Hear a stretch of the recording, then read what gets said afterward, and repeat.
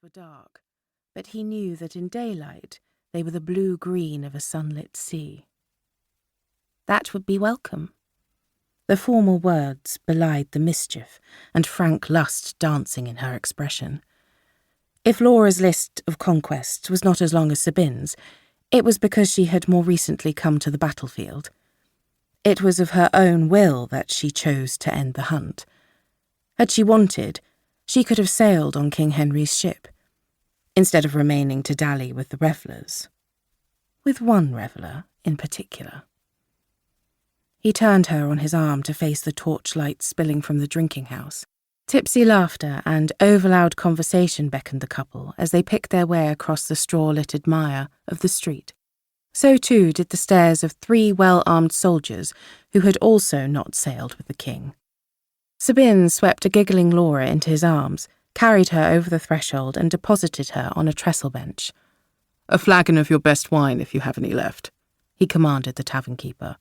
"And food to soak it up." "There's just 1 keg, sir." The landlord wiped his hands on the cloth at his belt. "But it's supposed to go to Prince William's ship with the rest." Sabin fished in his pouch and withdrew a handful of silver, winnings from an earlier game of dice. "It isn't now," he said with a wolfish grin. "A flagon for me and the lady, and share the rest around." He cast his gaze into the murky corners of the hostel and snorted with contempt to see a youth slumped over a trestle, one hand curled slackly around a cup. Sabin strode over to the table and, lifting the mop of fair gold hair, looked into the slack, pickled features of his youngest half-brother. "Simon." The youth blinked owlishly. "Is it time to go?" He belched a miasma of sour wine fumes into Sabin's face. "No, I was just making sure that you were still alive." Sabin's mouth curled in good-humoured scorn. "Looks as if you've sunk enough to float a galley. It's good wine. You should try it."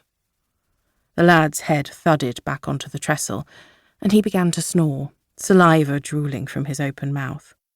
He was going to have a head like a bell tower on Easter morn when he awoke, Sabin thought with grim amusement. If Simon's mother and stepfather could see him now, they would be furious, as much with him as the boy. Whenever there was trouble, it was so often Sabin's fault that even when he was innocent he frequently got the blame. Abandoning Simon to his sotted slumber, he returned to Laura. The generous scattering of silver had prompted the landlord to find half a roasted hen, a wheaten loaf and a compote of apples stewed in honey. "If you have a quieter place where myself and the lady can dine in peace, I will not be ungrateful." Sabin touched the pouch at his belt. The tavern-keeper raised a knowing eyebrow and, placing the food on a tray, started for the door. "This way, sir," he said. Sabin caught his sleeve. "I'll ask you to watch out for the lad, too." He jerked his head in the direction of his snoring half-brother. "As if he were my own, sir." The landlord gave a mildly sardonic bow and, straightening up, led Sabin and Laura to a chamber at the rear of the hostel. There was a large public dormitory on the floor above the drinking room, but the landlord had found it profitable to provide accommodation offering a degree more privacy. His wife had thought him mad when he converted the old hay store. Now she dressed in blue Flemish wool and thanked his business sense. The chamber boasted a bench against one wall, a central hearth burning charcoal for heat without smoke, a handsome enamelled coffer and, most importantly, a capacious bed with a feather mattress. The landlord placed the tray on the coffer and lit candles in the wall niches either side of the bed.